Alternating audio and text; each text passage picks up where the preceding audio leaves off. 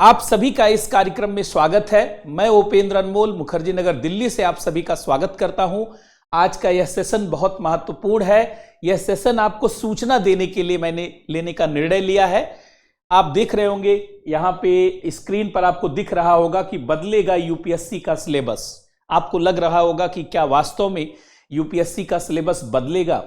जी हां, लगभग उसी डायरेक्शन में संसदीय समिति के द्वारा, पार्लियामेंट्री कमेटी के द्वारा एक कमेटी बनाने का सुझाव दिया गया है डीओपीटी को, क्रमिक और प्रशिक्षण विभाग को, ताकि यूपीएससी की जो परीक्षा है उसको समावेशी बनाया जा सके, इंक्लूसिव बनाया जा सके। अभी आप लोग जान रहे होंगे कि अभी जो यूपीएससी की परीक्षा है उसके ऊपर आरोप लगाया जाता है कि यह परीक्षा सिर्फ इंग्लिश मीडियम के विद्यार्थियों के लिए स्वर्ग बनती चली जा रही है। बाकी इंग्लिश मीडियम के अलावा बाकी विद्यार्थियों के लिए यह परीक्षा बायस्ड है, भेदभाव करती है। अगर आप 2011 के बाद पीटी के रिजल्ट को देखें, मेंस के रिजल्ट को देखें, तो इस बात को आप सही पाएंगे कि हिंदी माध्यम का सिलेक्शन लगातार घटा है। जबकि 2011 जब पीटी का सिलेबस बदला गया, जीएस और सीसेट को लाया गया, पहले ऑप्शनल और जीएस का पेपर होता था। जब 2011 में सिलेबस बदला गया, अगर उसके पहले का आप पूरा हिंदी माध्यम के विद्यार्थियों के अगर सिलेक्शन को आप देखें तो उनकी काफी संख्या, बहुत अधिक संख्या होती थी। लेकिन 2011 में जैसे ही जीएस और सीसेट लाया गया, हिंदी माध्यम के विद्यार्थियों का पीटी में ही सिलेक्शन घटने लगा। यद्यपि आपने देखा होगा कि बाद में सीसेट में कई प्रकार के सुधार किए गए। 2014 में, 2014 में इंग्लिश का जो पार्ट था उसको सीसेट से हटा दिया गया, कहा गया कि इसके नंबर नहीं जुड़ेंगे। 2015 से सीसेट के पार्ट को क्वालिफाइंग कर दिया गया। केवल 33% मार्क्स उसमें पाना है, अर्थात 27 क्वेश्चन करना है, क्वालिफाइंग नेचर का हो गया। केवल जीएस के मेरिट के आधार पर अब पीटी का पूरा स्कोर बनता है और उसी के आधार पर पीटी में सिलेक्शन दिया जाता है। लेकिन फिर भी पूरा पैटर्न कहीं ना कहीं से ऐसा है जिससे हिंदी माध्यम के विद्यार्थियों को, ग्रामीण पृष्ठभूमि के विद्यार्थियों को, गरीब घरों से तैयारी करने वाले विद्यार्थियों को चुनौती देता है। एक तरीके से उनके लिए समान अवसर नहीं उपलब्ध कराता है। अर्थात यूपीएससी लेवल प्लेइंग फील्ड नहीं है। इंग्लिश मीडियम के विद्यार्थियों के लिए यूपीएससी आसान है और हिंदी माध्यम सहित ग्रामीण पृष्ठभूमि वाले भारत के सभी भाषाओं वाले विद्यार्थियों के लिए यूपीएससी चुनौतीपूर्ण है। इसका सिलेबस उनके अकॉर्डिंग नहीं है। इसका पैटर्न एकदम इंग्लिश मीडियम की का जो स्कूलिंग रही है, जो उनका कॉलेज रहा है, उसको फोकस करता हुआ इसका सिलेबस है। इस नाते संसदीय समिति ने विचार किया और कहा कि अब ऐसे बदलाव किए जाने चाहिए, यूपीएससी के पैटर्न में ऐसे सुधार होने चाहिए ताकि यूपीएससी शहर के विद्यार्थियों के साथ साथ गांव के विद्यार्थियों के लिए भी समान अवसर वाली बने। अर्थात सबके लिए लेवल प्लेइंग फील्ड बने और सबके लिए इसमें अनुकूलता हो। अनुकूलता तो तब होगा जब ग्रामीण पृष्ठभूमि, गैर अंग्रेजी माध्यम वाले भाषाओं और वहां पढ़ाए जाने वाले विषयों और उनकी पृष्ठभूमि को देख करके अगर इसका सिलेबस बनाया जाता है तो निश्चित रूप से एक ऐसा बदलाव होगा जिससे ग्रामीण पृष्ठभूमि के बच्चों और हिंदी माध्यम के विद्यार्थियों का ज्यादा से ज्यादा सिलेक्शन हो पाएगा। और एक चीज जान लीजिए, भारतीय प्रशासन को तब तक बेहतर नहीं बनाया जा सकता जब तक कि ऐसे घरों से बच्चे अधिकारी नहीं बनेंगे जिन्होंने चुनौतियों, परेशानियों, दुखों को नहीं झेला है। जिन विद्यार्थियों ने बचपन से ही गरीबी देखी है, परेशानी देखी है, तमाम लोगों की समस्याओं को देखा है, अगर वो आगे चल करके सिविल सेवा में अपनी भूमिका निभाते हैं या उन्हें अवसर मिलता है सिविल सर्वेंट बनने का, तो ऐसा माना जाता है कि वह प्रशासन में बड़े बदलाव ला सकते हैं और ग्रामीण क्षेत्रों में प्रशासन में जो चुनौतियां हैं, जो लूप होल्स है, या जो प्रशासन जहां ठीक से अच्छा नहीं कर पाता है, उन सारी समस्याओं को ऐसे जो है ग्रामीण पृष्ठभूमि के बच्चे, विद्यार्थी और वहां के अभ्यर्थी निश्चित रूप से प्रशासन को बेहतर बनाने में एक बड़ी भूमिका निभा सकते। लेकिन ऐसा तो तभी होगा जब ग्रामीण पृष्ठभूमि के बच्चों का सिलेक्शन होगा। वो तब होगा जब एक वैसा सिलेबस होगा जिसमें उनकी भूमिका के अनुसार, उनके बैकग्राउंड के अनुसार सिलेबस होगा। आप सभी लोग जानते हैं जिस प्रकार से मकान के लिए नींव महत्वपूर्ण होती है, नींव की भूमिका जिस प्रकार से मकान के लिए होती है, उसी प्रकार से सिलेबस की भूमिका यूपीएससी के सिलेक्शन में होती है।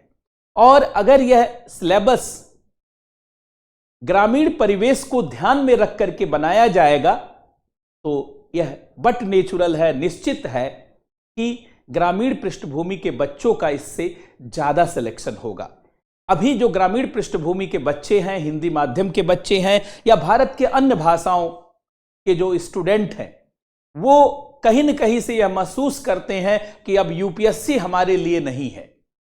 इसीलिए स्टेट पीसीएस की तैयारी करते हैं, एसएससी की तैयारी करते हैं, तमाम छोटी छोटी परीक्षाओं की तैयारी करके अपने भविष्य में जो स्वप्न उन्होंने बुना है वहीं उसको ब्लॉक कर देते हैं, वहीं उसको सीमित कर देते हैं।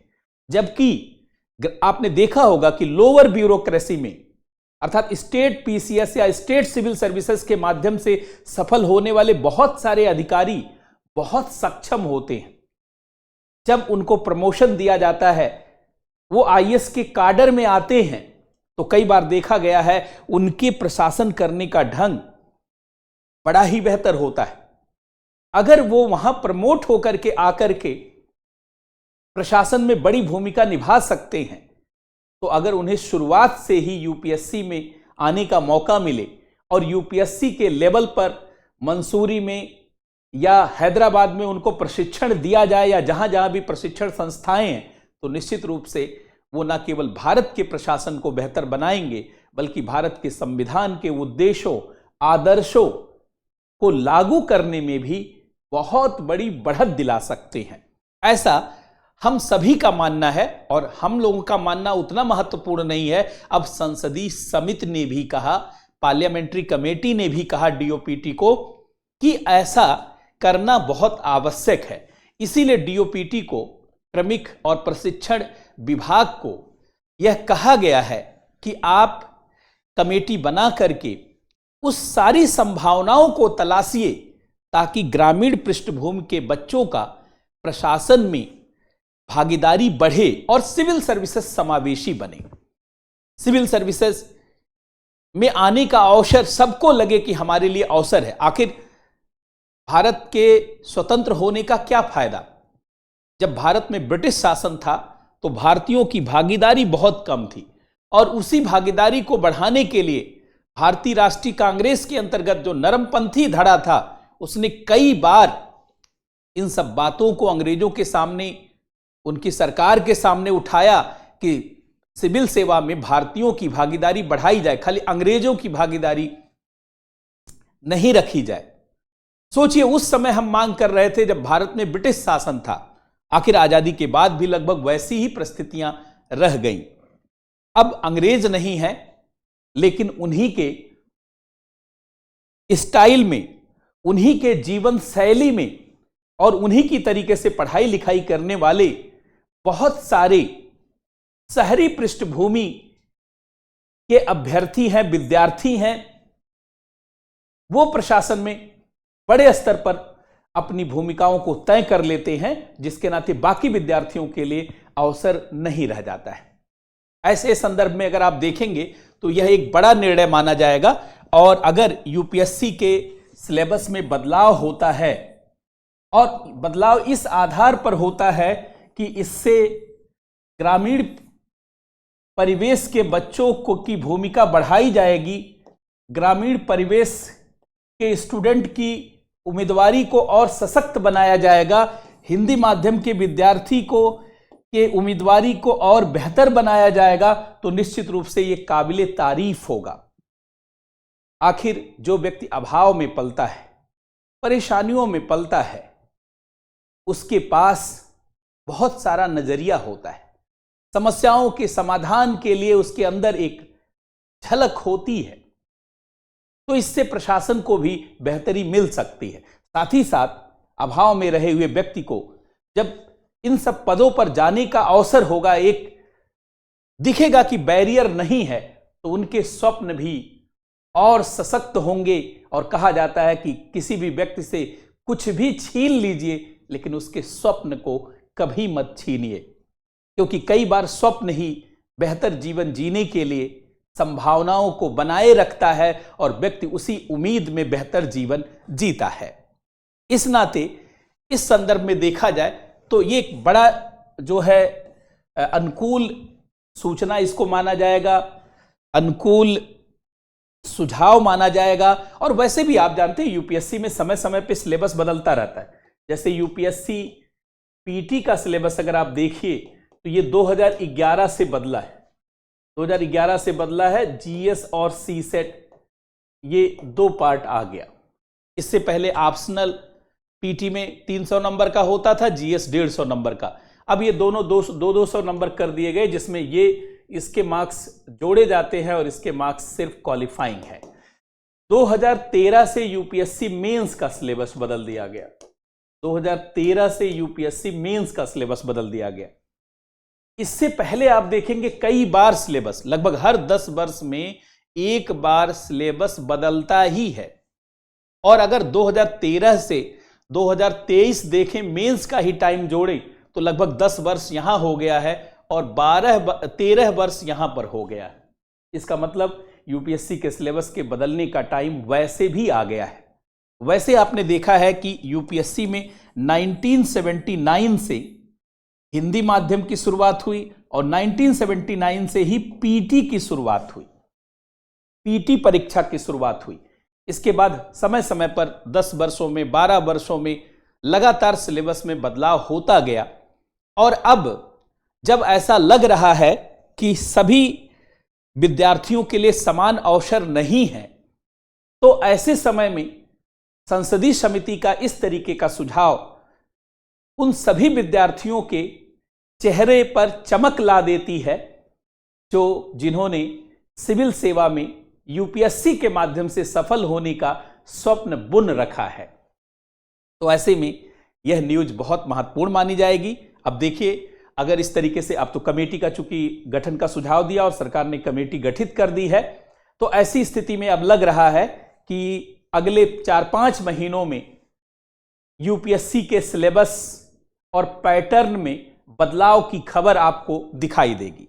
यद्यप हो सकता है कि यह बदलाव 2024 में लागू ना हो पाए, लेकिन 2025 से निश्चित रूप से 2025 से यूपीएससी का जो सिलेबस है वो बदलेगा और साथ ही साथ पैटर्न भी बदलेगा। कई सारी चीजें इसमें जुड़ेंगी, हटेंगी, इस तरीके का एक कंक्लूजन दिखता है। तो मुझे लगता है कि आप सभी विद्यार्थियों को यह ध्यान में रखना चाहिए। लेकिन एक चीज ध्यान रखें, कुछ भी बदलाव हो, पढ़ाई को जारी रखिए। आपको स्टैटिक पार्ट, आपको history, polity, geography, economy, science and technology, syllabus कुछ भी बदले, ये सब तो पढ़ना ही पड़ेगा। तो पढ़ाई को बंद नहीं करिए, एक बेसिक नोट्स बनाते रहिए, स्टैटिक पार्ट को एकदम मजबूत करते रहिए, क्योंकि कुछ भी बदलाव होगा ये सभी पार्ट रहेगा, पैटर्न बदलेगा, कुछ नई चीजें जुड़ेंगी। सिलेबस को इस तरीके से बनाया जाएगा ताकि वह इंक्लूसिव हो, ग्रामीण पृष्ठभूमि, हिंदी माध्यम के पृष्ठभूमि वाले बच्चों को लाभ हो, भारतीय भाषाओं वाले बच्चों को लाभ हो। आप जानते हैं यूपीएससी का पेपर इंग्लिश और हिंदी में बनता है, लेकिन उत्तर आप किसी भी भारतीय भाषा में दे सकते हैं। उसमें भी अधिकतर स्टूडेंट हिंदी में ही अपना उत्तर देते हैं, लेकिन बाकी भारतीय भाषाओं में उत्तर देने वाले लोगों का भी सिलेक्शन आप देखते हैं बहुत कम रहता है। ऐसे में एक दबी हुई आवाज और बहुत लंबे समय से जो आवाज खनक रही है वह इसी बात को लेकर थी, जिसको अब संसदीय समिति ने जो है उस बात को समझा है और उसके लिए डीओपीटी को, क्रमिक और प्रशिक्षण विभाग को सुझाव दिया है। तो एक बहुत अच्छा न्यूज। अच्छा, इसके साथ कई लोगों ने पूछा था कि जो है हम लोग जो नए नए बैच जो हमारे यहाँ शुरू हो रहे हैं उसकी सूचना दे दें, तो उसकी सूचना भी मैं साथ ही साथ दे देता हूं। देखिए, हम लोगों ने 70th बीपीएससी अर्थात 17वीं बीपीएससी के लिए एक फाउंडेशन बैच शुरू किया है। बहुत ही क्रांतिकारी बैच है। इसमें पीटी और मेंस का पूरा पार्ट है। पीटी और मेंस का मतलब पूरा पार्ट का मतलब पीटी का पूरा जीएस, पीटी का पूरा जीएस और मेंस का जीएस1 जीएस2 का पूरा पेपर है। तो अगर आप इस बैच से जुड़ते हैं 70th बीपीएससी, तो इसमें आपका पीटी और मेंस का कंप्लीट सॉल्यूशन होगा, वो भी यूपीएससी के लेवल पर। 69 बीपीएससी पीटी से आपने देख लिया कि बीपीएससी ने अपना गियर यूपीएससी की दिशा में सेट कर दिया है। ऐसे में आपको अपनी पढ़ाई भी यूपीएससी के लेवल पर करनी होगी। तो जो लोग इस बैच से जुड़ना चाहते हैं, इस 70th बीपीएससी फाउंडेशन बैच में, वो स्पेस आईएएस एकेडमी का ऐप डाउनलोड करके इस बैच से जुड़ जाएं। ये बैच आपके जीवन में बहुत क्रांतिकारी बदलाव लाएगा और आपकी तैयारी को उस लेवल पर ला देगा जहां आपको आगे और पढ़ने की आवश्यकता नहीं होगी, केवल बस अपने को बेहतर करने की आवश्यकता, रिवाइज करने की आवश्यकता होगी। अच्छा, बिहार के लिए ही निबंध का बैच अभी 2 दिन पहले शुरू हुआ है। ये निबंध का बैच शुरुआती विद्यार्थियों के लिए 12,000 फीस है, लेकिन शुरुआत में ये सिर्फ 6,500 फीस रखी गई है। तो यह 600 नंबर का है, लेकिन निबंध को उस लेवल पर इसमें पढ़ाया जा रहा है जिस लेवल पर एक साधारण से साधारण विद्यार्थी भी बहुत असाधारण निबंध लिख सकता है। तो जो लोग इस बैच से जुड़ना चाहें वो भी इससे जुड़ सकते हैं। और 2 दिनों के बाद एक और बैच शुरू हो रहा है यूपीएससी प्री फाउंडेशन का।